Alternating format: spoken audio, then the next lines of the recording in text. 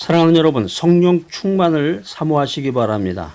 성령 충만을 받을 만한 삶의 조건을 주목하시기 바랍니다. 하나님과 바른 관계를 맺으십시오. 내가 하나님과 올바른 관계 속에 있는지, 올바른 교제 안에 있는지 오늘 한번 생각해보는 귀한 시간이 되시기를 바랍니다. 우리가 인생 살면서 이런 휴식 시간 되면 이제 커피 한 잔 조용히 마시게 되는데, 커피 마시면서 뭐 세상적인 잡다한 얘기, 남의 흉이나 보고 이럴 게 아니라 정치 이야기나 하고 자꾸 그럴 게 아니라, 물론 이제 그것도 나름대로 필요할 때가 있겠지만 조용한 가운데서 어떻게 내가 지혜로운 인생을 살 것인가, 시간을 어떻게 선용할 것인가, 인생에서 제일 소중한 것은 무엇인가, 그것은 하나님의 뜻을 이루는 것이구나. 하나님의 뜻을 이루고 하나님의 뜻대로 살아야지. 그것을 하기 위해서 성령 충만을 받아야 되겠구나. 이런 생각을 하면서 큐티를 하고 묵상을 하는 가운데서 시간을 보내면 얼마나 인생이 즐겁고 정말 감사로 충만할 텐데, 조용한 시간 가운데 내가 과연 하나님과 올바른 관계 속에 있는지, 올바른 교제를 맺고 있는지, 이런 생각을 하는 귀한 여러분들이 되시기를 바랍니다. 이런 간절한 마음, 이런 소중한 마음을 가지고 기도한다면 성령님께서 나를 채우십니다. 그리고 그의 영으로 나를 충만케 하십니다. 성령께서 우리의 인생을 다스리십니다. 그래서 여러분들 이 귀한 메시지 들으시는 가운데서 항상 성령 충만을 사모하는 귀한 마음을 가지시기를 바랍니다.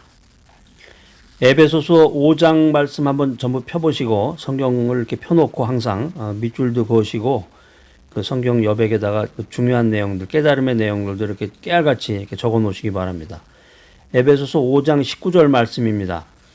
시와 찬미와 신령한 노래들로 서로 화답하며 너희의 마음으로 주께 노래하며 찬송하며. 20절 말씀.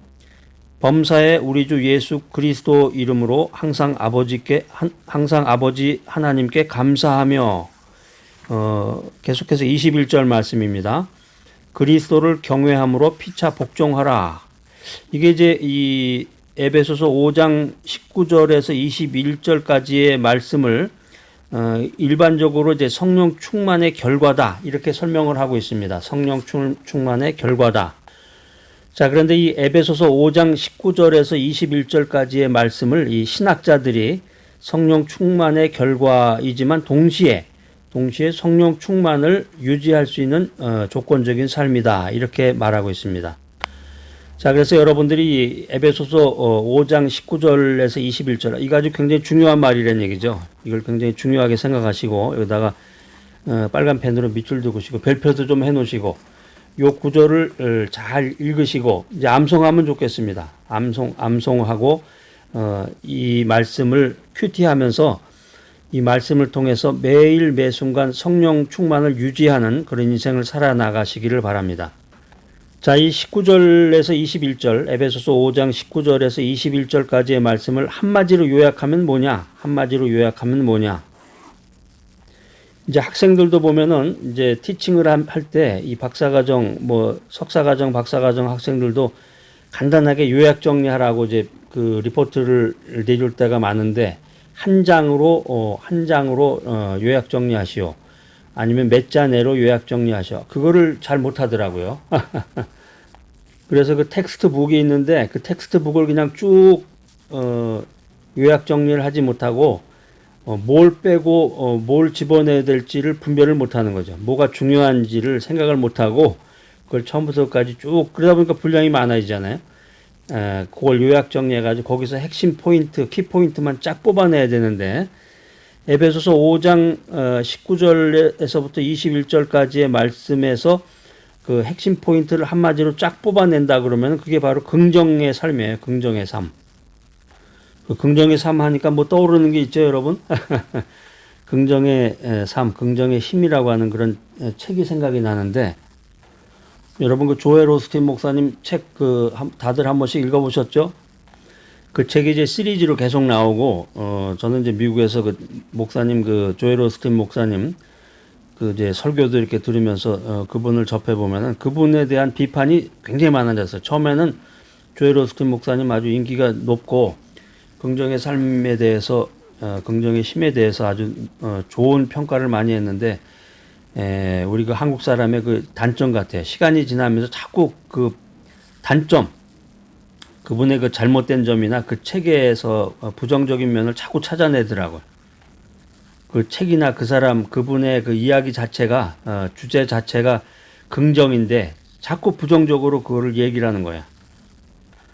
자, 사도 바울이 얘기했던 에베소서 5장 19절로 21절까지의 말씀을 한마디로 요약한다면 긍정적 삶이다라는 거죠.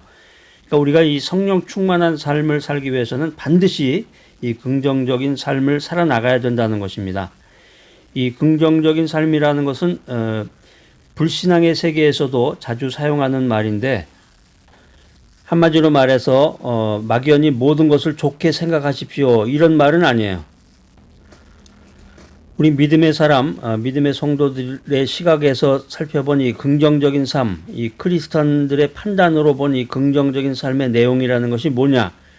그걸 이제 오늘 이 사도 바울이 에베소서 5장 19절로 21절까지 말씀을 통해서 우리들에게 설명해 주고 있는 것입니다. 자, 구체적으로 한번 성경을 통해서 한번 살펴보도록 하겠습니다. 에베소서 5장 19절에 보면은 시와 찬미와 신령한 노래들로 서로 화답하며 너희의 마음으로 주께 노래하며 찬송하며. 여기 중요한 단어가 뭐예요? 찬송이죠. 찬송. 그 다음에 20절에 보면은 범사에 우리 주 예수 그리스도의 이름으로 항상 아버지 하나님께 감사하며. 여기서 중요한 단어는 뭐예요? 감사죠. 감사. 그 다음에 21절 말씀. 그리스도를 경외함으로 피차 복종하라. 여기서 제일 중요한 단어는 복종입니다. 여기 지금 세 가지 단어가 강조가 됐는데, 첫 번째는 뭐였죠? 찬송. 두 번째, 감사. 세 번째는 복종. 그러니까 우리가 이 믿음의 사람들, 크리스천의 그 시각에서 본 이 성령 충만한 삶의 조건이라고 하는 것은 찬송하는 삶이다. 두 번째는 감사하는 삶이다. 세 번째는 복종하는 삶이다. 그게 성령 충만의 결과이지만 동시에 성령 충만을 유지하기 위한 조건적인 삶이 될 수 있다라고 하는 것입니다. 찬양하라, 감사하라, 복종하라. 이게 성령 충만을 유지하기 위한 그런 조건적인 삶을 살기 위한 세 가지 요소인데, 찬양하는 삶, 이 찬양이라고 하는 것이 주님만을 위해서 찬양하는 게 아니고, 물론 주님을 위해서 찬양을 해야 되겠죠. 그런데 이 에베소서 5장에 보면은 주님을 향한 찬송만이 강조된 게 아니에요. 에베소서 5장 19절에 보면은 시와 찬미와 신령한 노래들로 서로 화답하며, 이런 얘기를 했습니다. 요즘 여러 가지로 살기가 쉽지 않죠. 근데 요즘만 이렇게 살기 힘든 건 아니고 인생 자체가 힘든데, 사람들 만날 때 여러분 어떤 얘기 하십니까? 뉴스에서 본 얘기, 정치 얘기, 어느 교회 목사님 흉보는 얘기, 못 살겠다. 한마디로 이제 부정적인 얘기들을 중심으로 해서 이야기를 하는 거죠. 서로 만날 때마다, 사람 만날 때마다 서로 칭찬하고 격려하고 긍정적인 이야기를 해야 되는데, 하나님을 찬양하자. 이 어렵고 힘들고 이 사망의 음침한 골짜기를 지나는 이 시기에 이런 어려움에도 불구하고 주님께서 우리의 삶 속에 주신 은혜를 찬양하자. 이런 얘기를 서로 나눠야 되잖아요. 서로 믿음의 성도라 그러면 서로 이런 얘기를 서로 주고받으면서 자기가 살아왔던 그 이야기, 간증도 하고 서로 격려하고 서로 시를 짓고 노래하고 피차 격려하는 삶이 이 진정한 찬송의 삶이다, 이런 얘기예요. 진정한 찬송의 삶이다.